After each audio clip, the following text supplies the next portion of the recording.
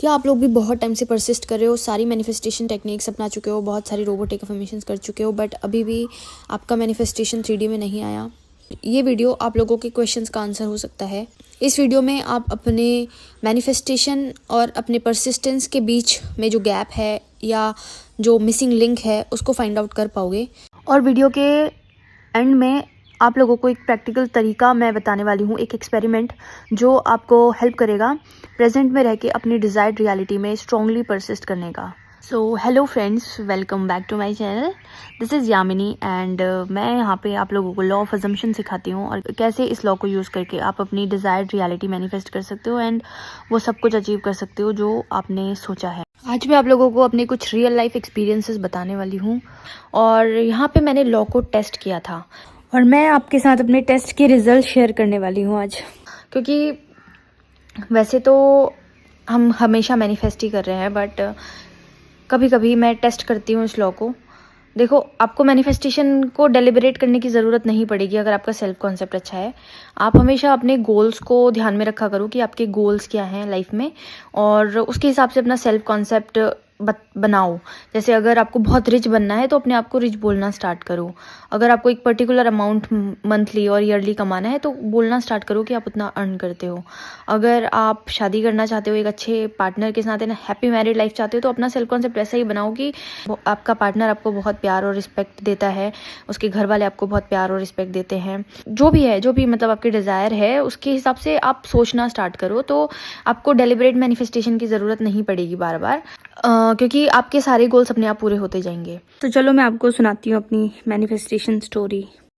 और ये स्टोरी आप लोगों के साथ शेयर करना इसलिए भी ज़रूरी है क्योंकि इस स्टोरी से शायद आपको एक मिसिंग लिंक मिलेगा जो शायद आपके और आपके मैनिफेस्टेशन के बीच में आ रहा है। अभी आप परसिस्ट कर रहे हो, अफर्मेशंस भी कर रहे हो, सारी चीज़ें कर रहे हो, लेकिन फिर भी आपका माइंडसेट शिफ्ट नहीं हुआ है। शायद इस कहानी से आपको समझ में आएगा कि आप क्या गलती कर रहे हो और सोल्यूशन भी आपको मिलेगा इस वीडियो में अगर आप ध्यान से देखोगे तो। ये कहानी शुरू करने से पहले अगर आप लोगों को किसी स्पेसिफिक टॉपिक के ऊपर वीडियोस चाहिए तो आप वीडियो को लाइक एंड हाइप करके अपना जो भी टॉपिक है उसको कमेंट सेक्शन में लिख सकते हो, और उस टॉपिक के ऊपर जितने ज़्यादा हाइप्स आएंगे मैं उस टॉपिक के ऊपर वीडियो बनाऊंगी।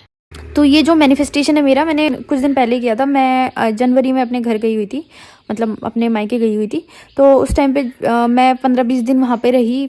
फिर उसके बाद जब मैं वापस आई, तो जब मैं आने वाली थी अपने हस्बैंड के पास, तो उसके पहले ही मेरे हस्बैंड ने मुझे बोला, जैसे कि मान लो 21 को मैं अपने हस्बैंड के पास पहुंचूंगी एंड उन्होंने मुझे 19 को बोला कि मतलब उनको कहीं जाना है, मतलब उनकी किसी ट्रेनिंग के लिए उन्हें कहीं बाहर जाना है, तो वहाँ पे वो कुछ 5-7 दिन रहने वाले हैं और उनको 23 को जाना है। तो ये बात सुन के ना मुझे काफ़ी बुरा सा लग रहा था कि हम लोग ऑलरेडी 15-20 दिन बाद मिलने वाले हैं और उसके बाद भी इन्हें कहीं और जाना पड़ रहा है। ये सोच के ना मैं थोड़ा सा दुखी हुई।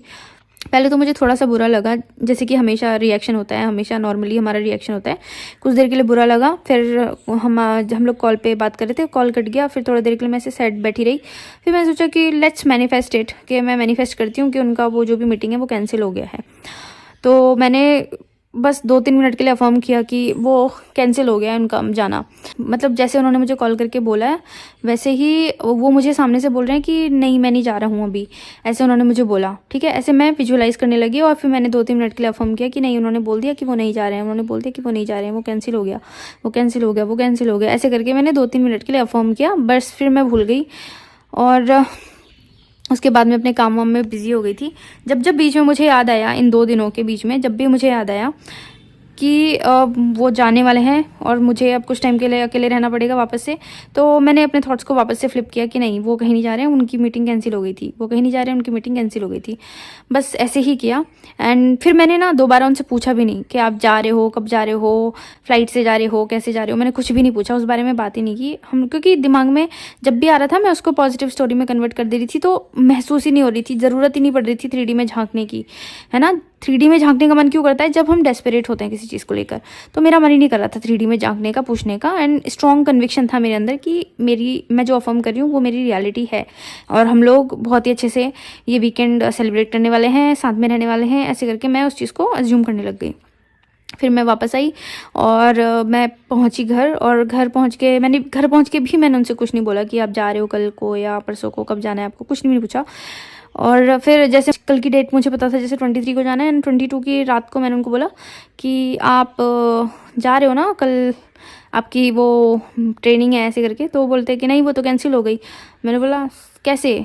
बोल रहे "हाँ, पता नहीं कैसे पर कैंसिल हो गई।" मैंने बोला सच में? फिर बोल रहे हाँ। मैंने कहा चलो ठीक है, क्योंकि वो चीज़ मुझे पता ही थी कि तो होनी ही है, इसलिए मैंने उसको दोबारा पूछा नहीं, दोबारा डिस्कस नहीं किया, है ना मैंने खुद से फाइट की, ना मैंने कुछ भी नहीं किया, बस मैंने अपने थॉट्स को चेंज किया।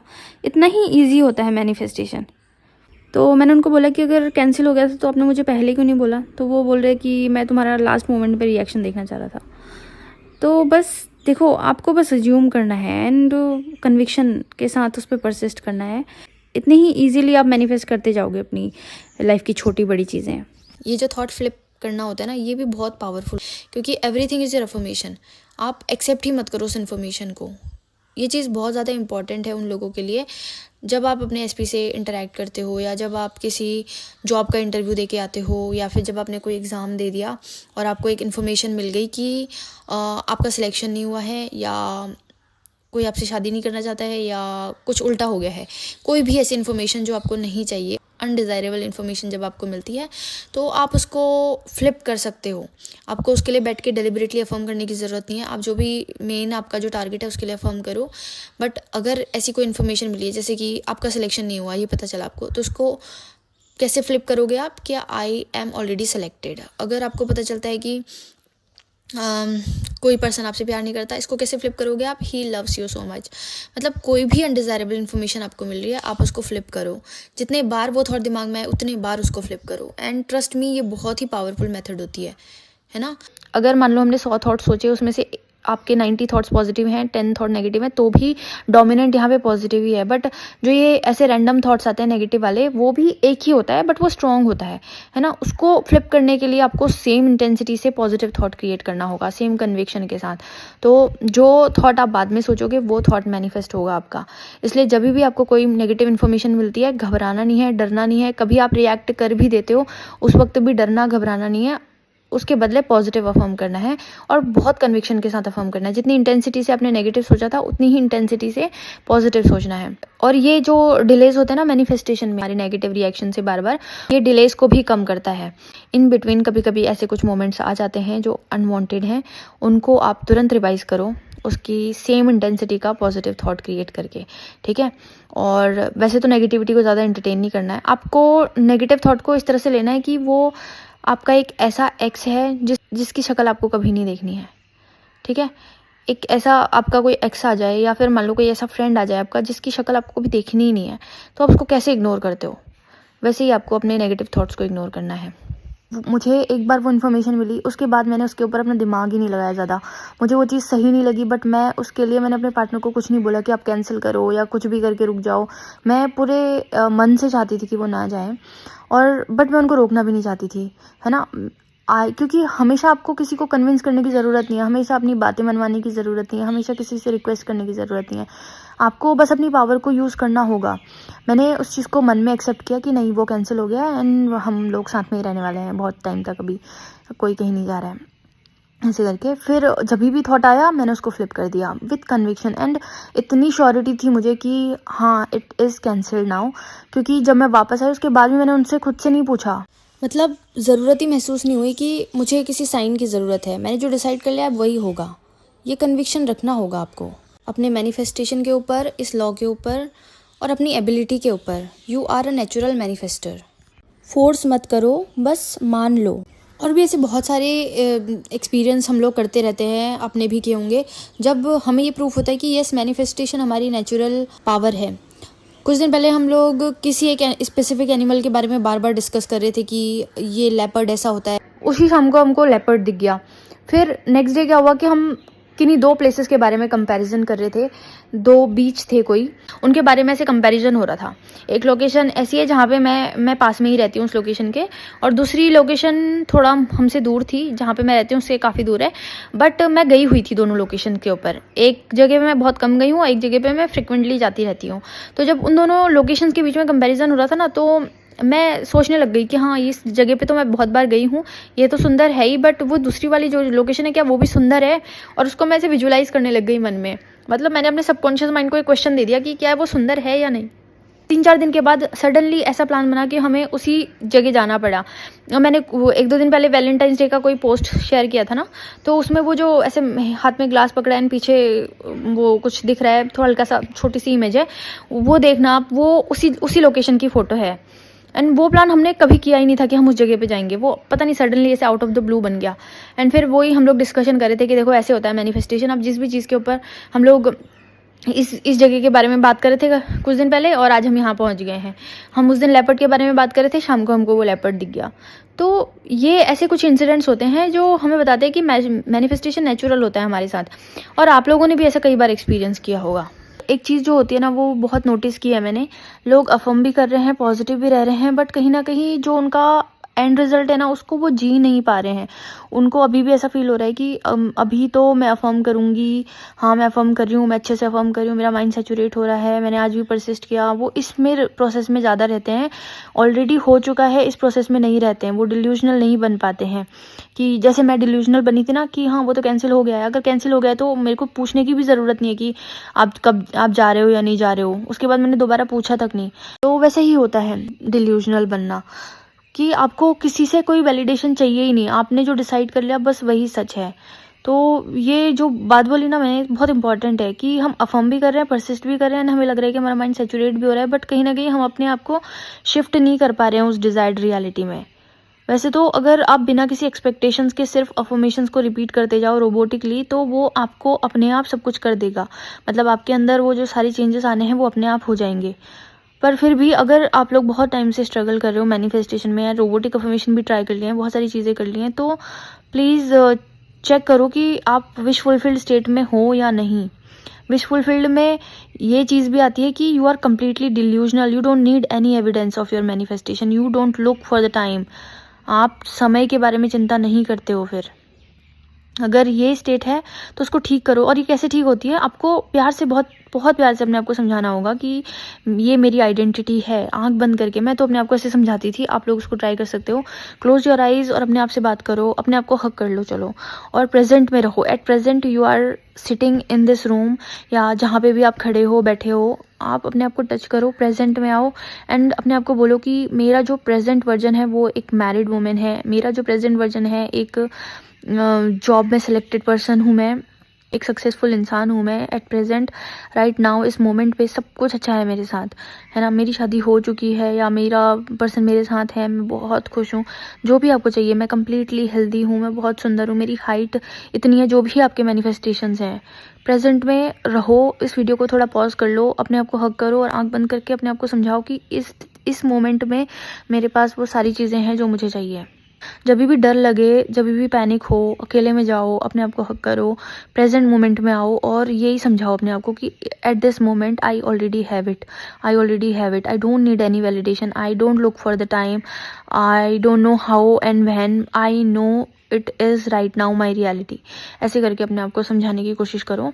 डेफिनेटली आपके अंदर चेंजेस आएंगे, एंड आपके अंदर जो शिफ्ट होता है ना, वही सबसे बड़ा साइन है आपके मैनिफेस्टेशन का। कई बार आप अफर्म करना स्टार्ट करते हो एंड आपको 3D में कुछ मूवमेंट दिखने लग जाती है, एंड आपको लगता है you are on right track, but no, you are not on right track. अगर आप 3D में मूवमेंट चेक करो, ठीक है, अचानक से कुछ मूवमेंट दिख गई, कोई बात नहीं, बट जब तक वो चीज़ कम्प्लीटली आपके अंदर पक्की ना हो जाए, आप 3D के एविडेंस को भी नहीं मानो। ये होता है मैनिफेस्टेशन का प्रूफ, है ना। कई बार ऐसा होता है लोगों के साथ कि 3D में, मतलब उन्होंने अफर्मेशन करना स्टार्ट ही किया एंड मूवमेंट्स दिखना स्टार्ट हो गए, और वो खुश हो जाते हैं कि हाँ हमारा मैनिफेस्टेशन तो हो गया है। बट फिर भी आपको रुकना नहीं है, फिर भी आप परसिस्ट करते जाओ, है ना। 3D वैलिडेशन नहीं है। जब तक आप अफर्मेशंस करके उन 4 स्टेजेस को क्रॉस नहीं कर लेते हो, जब तक आप पूरे रिलैक्स नहीं हो जाते हो, तब तक आपको परसिस्ट करते ही रहना है। 2 कंडीशंस होती हैं कि आप परसिस्ट करना बंद कर दो। पहली, आपकी डिज़ायर ख़त्म हो चुकी है, आपको अब वो चीज़ नहीं चाहिए, और दूसरी, आपके पास वो चीज़ आ चुकी है ना, इन फिजिकल फॉर्म। तो ये 2 कंडीशन के बाद ही आप परसिस्ट करना छोड़ सकते हो, otherwise you have to persist. मुझे मैनिफेस्टेशन के ऊपर 100% फेथ है, और अगर आप लोग शांति से बैठ के अपने जीवन को एनालाइज करोगे ना, तो आपको भी बहुत सारे प्रूफ मिल जाएंगे जो ये बोलते हैं कि येस, मैनिफेस्टेशन इज़ रियल। और अगर आप सब कुछ सही कर रहे हो, आपने अच्छे से परसिस्ट किया है, और अगर अभी आपको 3D में कुछ नहीं दिख रहा है, तो please don't look for the sign.